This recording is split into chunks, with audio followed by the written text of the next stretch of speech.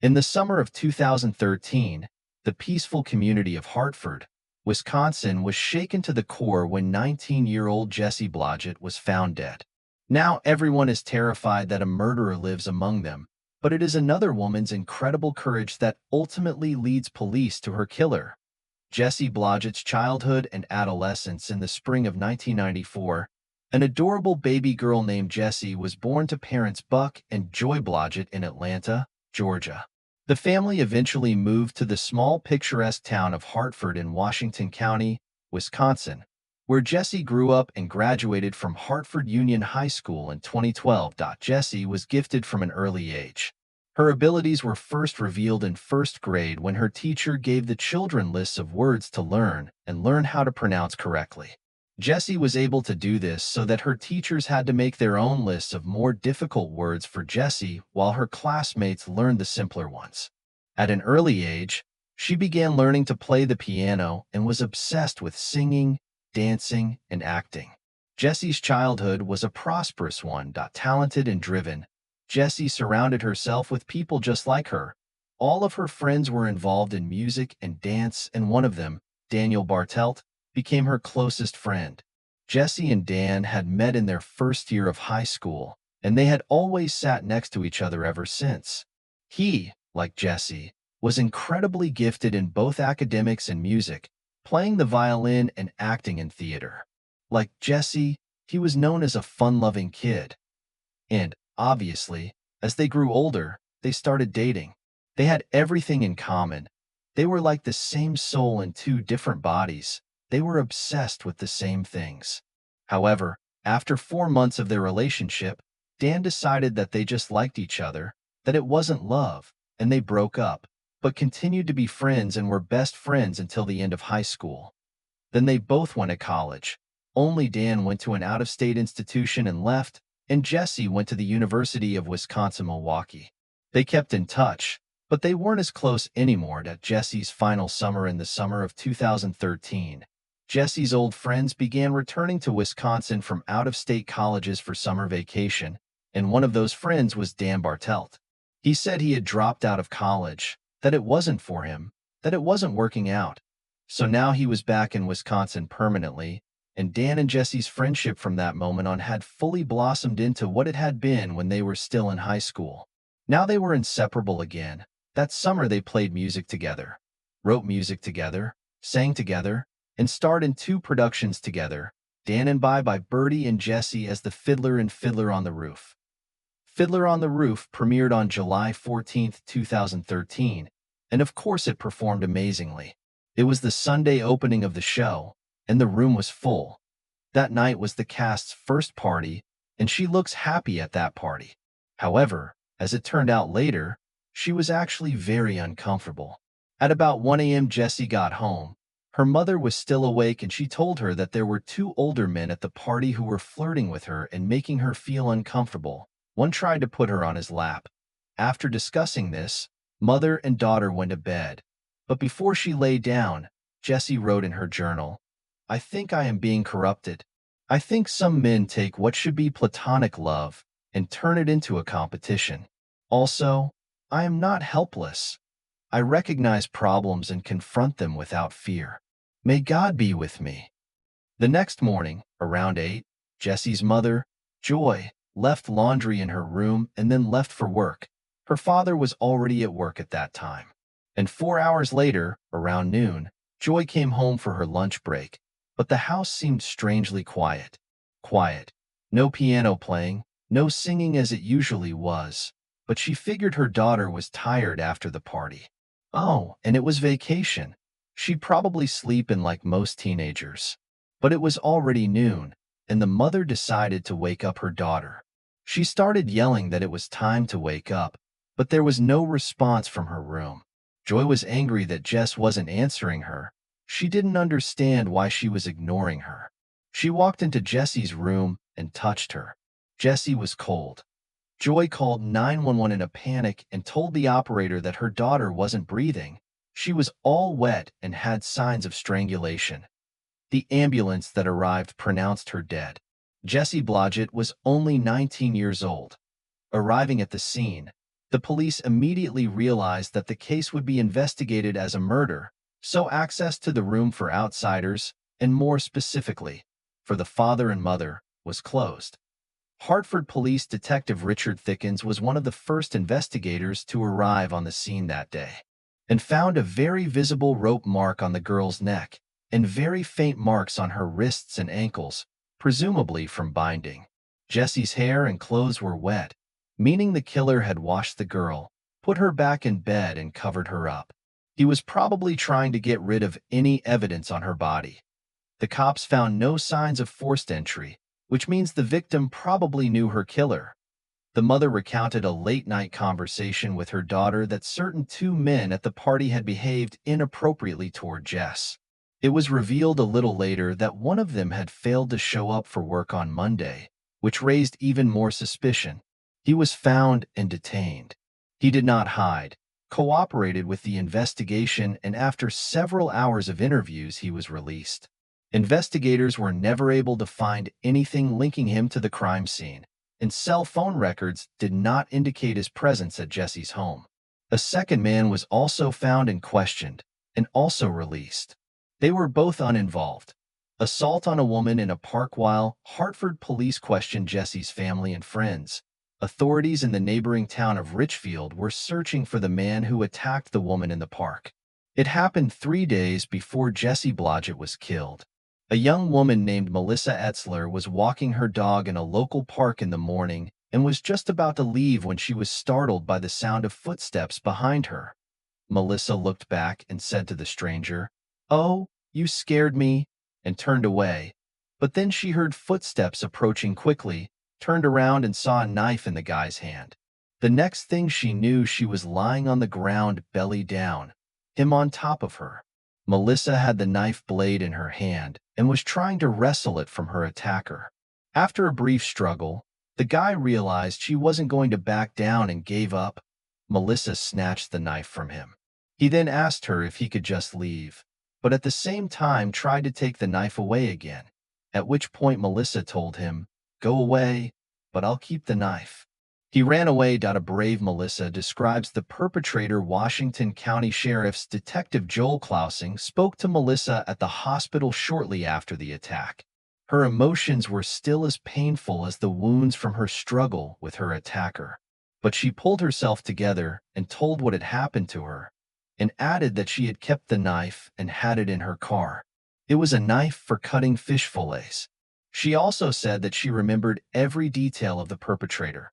He was a white male, 18 to 20 years old, about 1.88 centimeters tall, weighing about 95 kilograms, light blonde hair, and very fair skin. He was wearing plaid shorts. She also described where he was parked in the lot and what car he left in. It was a dark blue minivan, an old-school Dodge Caravan. The police circulated Melissa's near-perfect description of the suspect's van, and something remarkable happened. The detailed description of the van seemed familiar to a sheriff's deputy who regularly patrolled the park and had noticed a similar vehicle in the parking lot a few weeks before the attack. That's when the deputy checked the vehicle's license plates.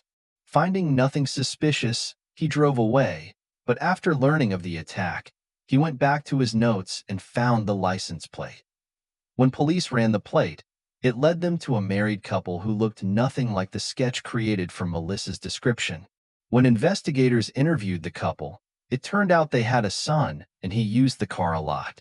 He was 20 years old, about 1.85 meters tall, and weighed about 91 kilograms.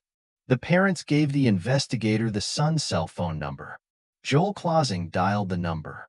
Jessie Blodgett's wake. Meanwhile, in the city of Hartford, a wake was being held at the Blodgett family home. Jessie's parents and friends sat in a circle in the living room, sharing memories, crying together, and hugging each other. Among the mourners was Jessie's closest friend, Daniel Bartelt. It was Dan who did most of the talking that day, talking and talking. Suddenly, his phone rang.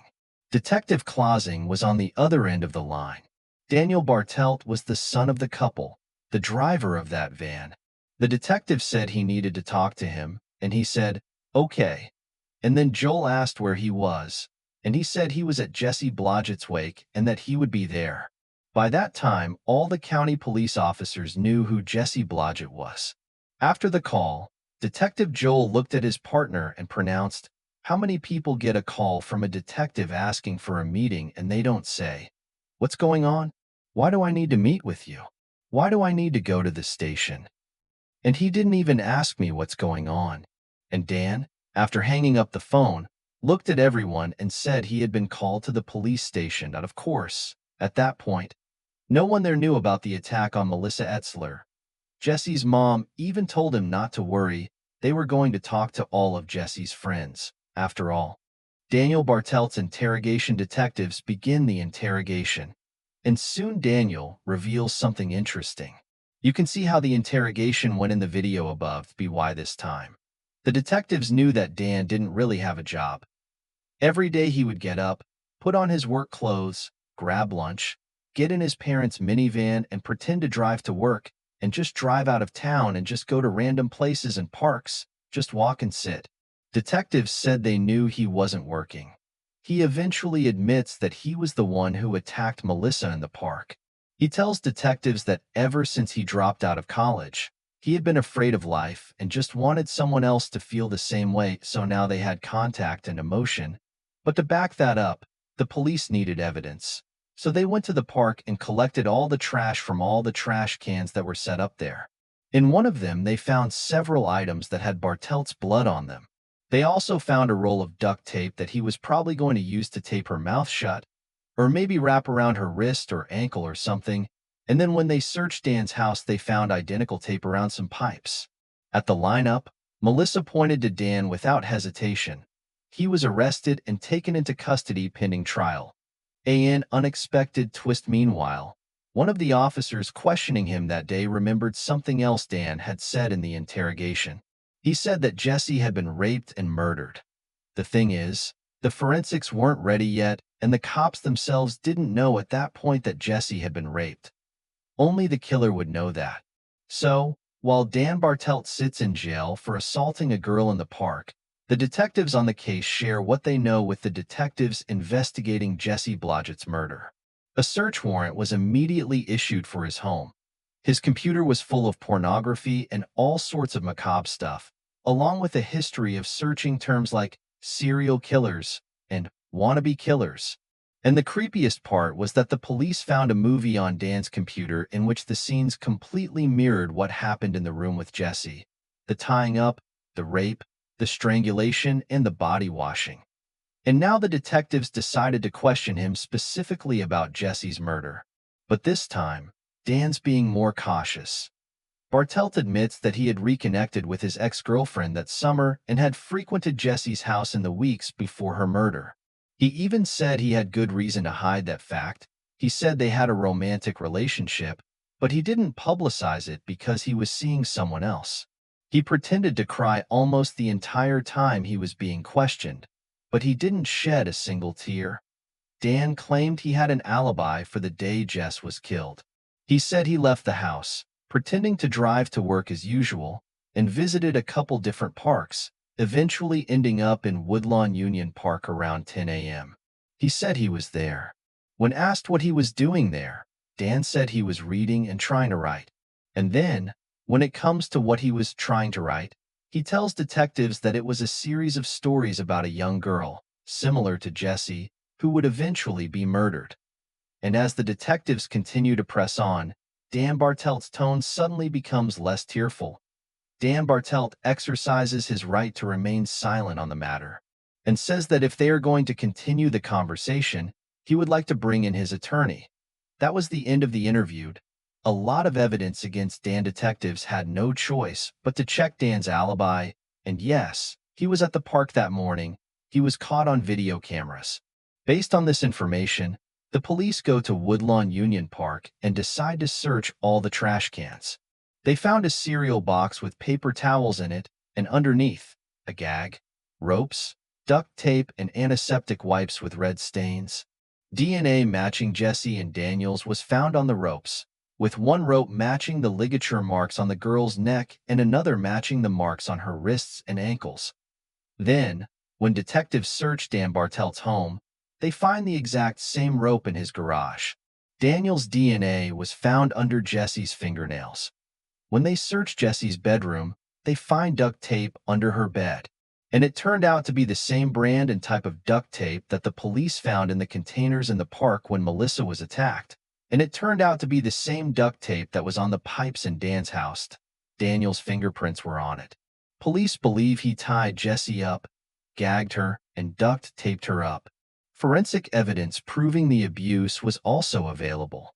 Detectives now had proof. The police believed that Daniel was a sociopath and had committed this terrible crime to satisfy his dark desires. They believed he chose her because he knew she would be alone at home that day. After this news, it was hard for parents and friends to deny that Daniel Bartelt, who they thought they knew well, was someone else entirely. A quick trial and verdict. The trial didn't last long.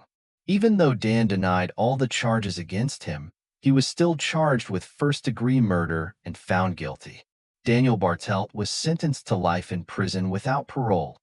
To his parents, Bartelt has not apologized. "I can't prove to anyone that I'm innocent, not even to myself," Bartelt continued.